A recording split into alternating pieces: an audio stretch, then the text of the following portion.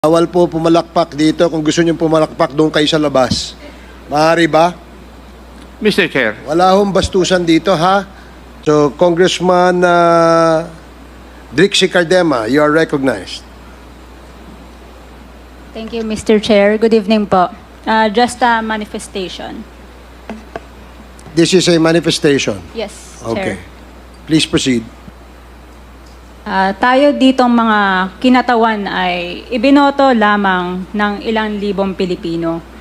Ngunit ang kasama natin ngayon ang Pangulong Duterte, ang most voted Philippine leader ng 2016. At ang kanyang anak, Vice President Sara Duterte, ang most voted Philippine leader naman ngayong 2022. I would like to manifest na gusto ng sambayanang Pilipino ang pagdurog niya sa mga kriminal, durugista,